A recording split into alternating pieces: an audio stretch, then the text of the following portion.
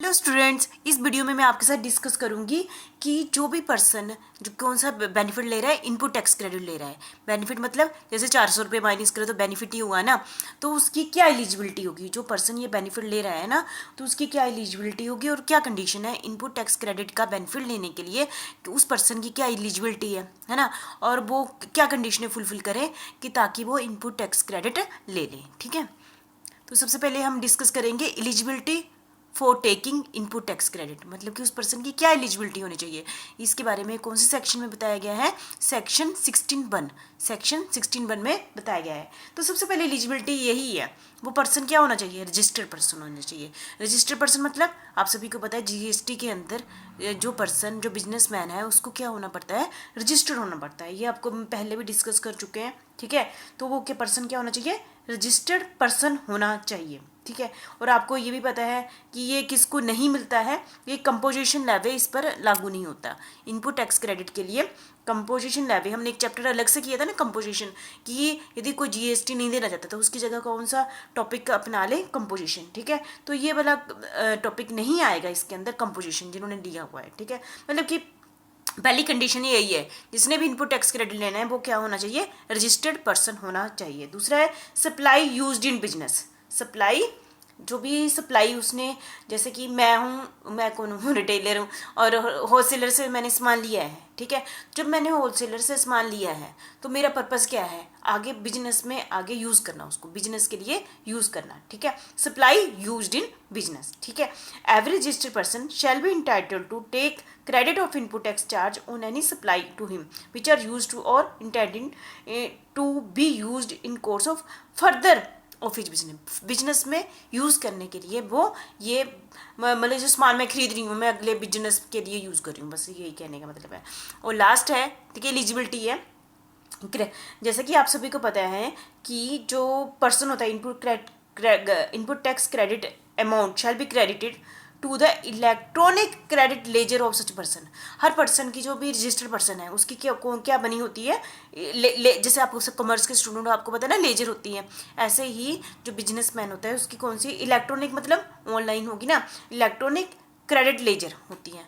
उसमें से input tax credit shall be credited, वहाँ पर उसको क्या करना पड़ेगा? उस जो ऑनलाइन होगी ना, तो वहाँ पर वो इनपुट टैक्स क्रेडिट को क्या कर देगा? क्रेडिट कर देगा। ठीक है, तो बस मैंने इस स्लाइड में आपको बस दो बातें ध्यान रखनी है। Eligibility for taking the benefit of input tax credit, तो ये कौन से सेक्शन में दिया गया है? सेक्शन 16 और सब सेक्शन 1 में दिया गया है। तो मतलब ये किसको मिलेगी? जैसे मैं रिटेलर हूँ, मैं कौन होना चाहिए? रजिस्टर्ड होने चाहिए। ठीक है, और मैंने जो भी सामान खरीदा है सप्लायर से वो बिजनेस पर्पज़ के लिए खरीदा होना चाहिए। और मेरी जो है ऑनलाइन इलेक्ट्रॉनिक क्रेडिट लेजर होगी उसमें मैं क्या कर दूँगी? इनपुट टैक्स क्रेडिट अमाउंट को क्या कर दूंगी? क्रेडिट कर दूंगी। बस ये एलिजिबिलिटी है। ठीक है, सिंपल सी बातें थी, मुझे लगता है कि आपको सुनने पर ही आ गई होगी क्या एलिजिबिलिटी होती है इनपुट टैक्स क्रेडिट में। ठीक है, दूसरा है condition for availing input tax, मतलब कि इनपुट टैक्स क्रेडिट की बेनिफिट लेने के लिए क्या कंडीशनें फुलफिल करनी पड़ती हैं। ठीक है, according to section 16(2) no registered person shall be, मतलब सबसे पहली बात है आपको है ही ये कंडीशन कि वो पर्सन क्या होना चाहिए? रजिस्टर्ड। तो ये वाला बेनिफिट उस पर्सन को नहीं मिलता जिसने जो रजिस्टर्ड नहीं है। तो ठीक है, ये आपको बताइए ये कौन से सेक्शन में कंडीशनें क्या है? सेक्शन 16(2) के अंदर कंडीशन क्या है? Possession of tax paying document bye recipient, मतलब कि जैसे मैंने एक एग्जांपल आपके सामने रखी हुई है। मैं कौन हूँ? रिटेलर हूँ और मैं होलसेलर से सामान लेती हूँ। जब मैं होलसेलर से सामान लेती हूँ, है ना, और मैंने अपना पोजेशन ले लिया उस चीज़ का, और वो मुझे क्या देता है? जिससे मैंने सामान खरीदा वो मुझे देता है टैक्स इनवाइस, डेबिट नोट देता है इशूड बाय सप्लायर। सप्लायर मुझे क्या देता है? डेबिट नोट देता है, इनवाइस देता है बाय सप्लायर। उसमें टैक्स के बारे में भी लिखा होगा, रजिस्टर्ड अंडर दिस एक्ट। ठीक है, और such other tax paying document as may be prescribe, और भी कोई टैक्स पेइंग डॉक्यूमेंट हो सकते हैं। ठीक है, ऐसा नहीं कि मैं यही बोलूँ कि टैक्स इनवाइस है, डेबिट नोट ही है। यदि जो सप्लायर होलसेलर मुझे जब भी सामान देता है साथ में ये डॉक्यूमेंट भी देता है जिसमें ये लिखा हुआ है कि टैक्स पेइंग डॉक्यूमेंट देता है, तो मतलब कि ये पोजेशन होना चाहिए, possession of tax paying document by the recipient.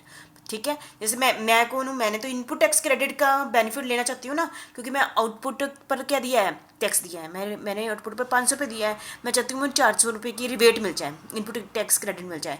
तो इसके लिए मुझे क्या डॉक्यूमेंट भी पेश करने पड़ेंगे ना, कि पहले वालों ने 400 रुपये दे दिया है, तो यदि मैं तभी डॉक्यूमेंट पेश करूँगी ना, यदि उन्होंने मुझे डॉक्यूमेंट दिए होंगे। ठीक है, तो मैं उन डॉक्यूमेंट की बात कर रही हूँ।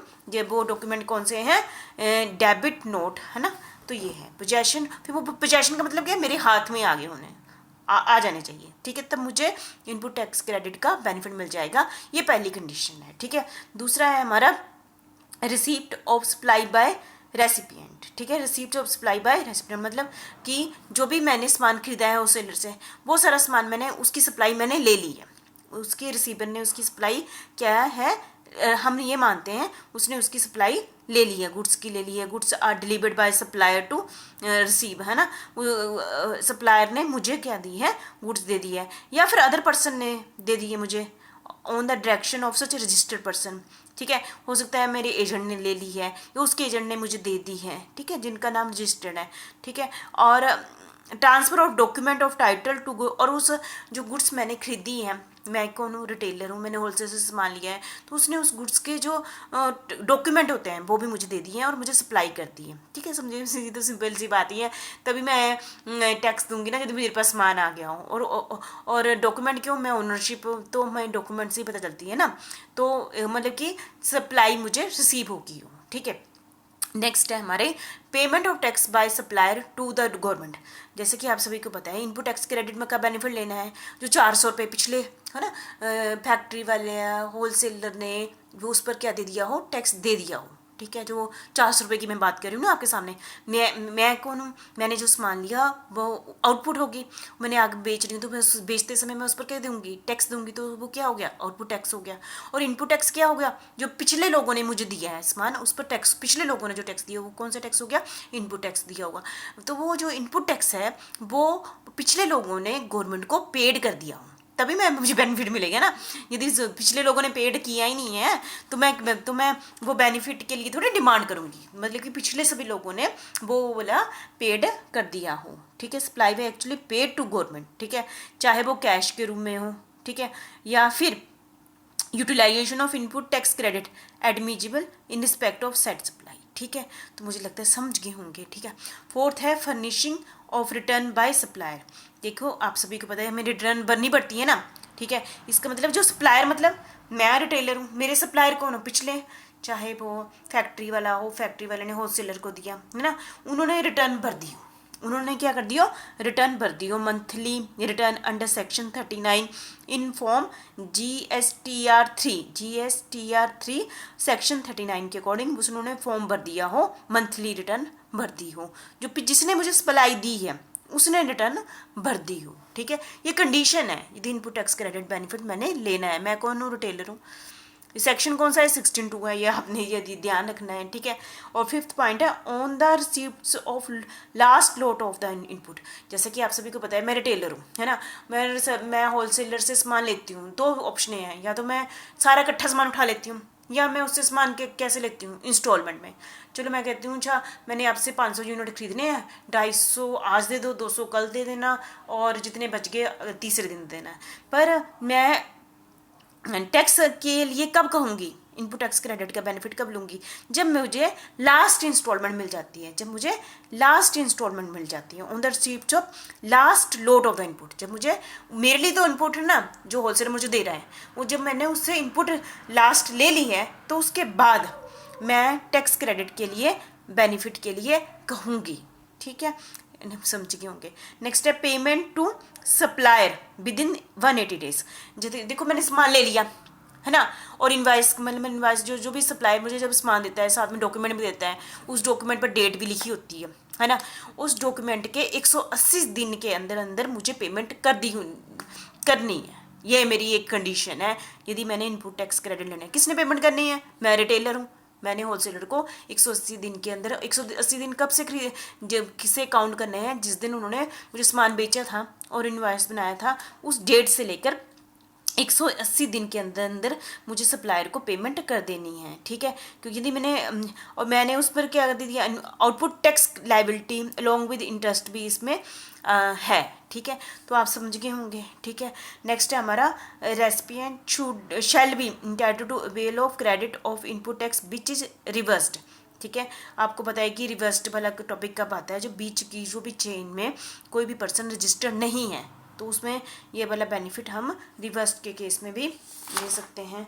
और नेक्स्ट है हमारा no depreciation claim on tax composition. Tax composition में depreciation, no depreciation claim on tax composition कौन से सेक्शन में दिया गया है, सेक्शन 63 ये हमारा चला हुआ है, ठीक है। सेक्शन 63 में दिया हुआ है, ये जो हमारा टॉपिक चला हुआ है सेक्शन 16(2) चला था अभी तक, है ना। लेकिन 8th पॉइंट जो हमारा है ये 16(3) में आता है। 16(3) सब सेक्शन 3 या 2 है ना, ये 3 में आता है। According to section 16(3) with registered person has claim depreciation. Registered person क्या क्लेम कर सकता है, डेप्रिसिएशन। जैसे तो ना कि मैं सामान हूँ, जैसे प्लांट एंड मशीनरी में बेच रही हूँ या कॉस्ट ऑफ कैपिटल गुड्स बेच रही हूँ, उसमें डेप्रिसिएशन आ जाती है, ठीक है। देखो मैंने सामान खरीदा, उसमें डेप्रिसिएशन आ जाती है, तो मैं क्लेम कर सकती हूँ under the provision of income tax act 1961, ठीक है। आपने इनकम टैक्स पिछले साल पढ़ा ही है, ठीक है। तो वो आप उसको क्योंकि यदि सामान की कीमत कम हो जाएगी तो टैक्स भी GST कम बनेगा, है ना। तो कहते हैं यहाँ पर क्लेम किया जा सकता है according to income tax act 1961। और हम यदि GST की बात करें तो उसके अंदर सेक्शन है सेक्शन 16(3) के अकॉर्डिंग, ठीक है। तो अभी तक मैंने इस वीडियो में आपके साथ डिस्कस किया कि क्या एलिजिबिलिटी होनी चाहिए, जिसने ये कौन ले सकता है, ठीक है। दूसरा है क्या क्या कंडीशनें होनी चाहिए जिसने इनपुट टैक्स क्रेडिट का बेनिफिट लेना है। इनपुट टैक्स क्रेडिट बेनिफिट मतलब क्या हुआ, यदि मेरा जो आउटपुट पर टैक्स बन रहा है 500 रुपया और पिछले लोगों ने अभी तक कितना दे चुके हैं 400 रुपया, तो मैं चाहती हूँ कि वो 400 रुपया क्या हो जाए, माइनस हो जाए, तो हाँ हो जाए, है ना। तो वो 400 रुपये माइनस करने के लिए मुझे बहुत सारे डॉक्यूमेंट पेश करने पड़ते हैं कि जो मुझे सप्लायर ने जब मुझे सामान बेचा है उस डॉक्यूमेंट पर लिखा होगा कि टैक्स दिया है, और मैं क्या होना चाहिए, रजिस्टर्ड पर्सन होनी चाहिए, ठीक है। ये सारी छोटी छोटी बातें हैं। वैसे भी अभी तक हम इतना पढ़ चुके हैं तो ये आपको वैसे ही अभी तक पता चल गया होगा, है ना, ठीक है। Thank you very much.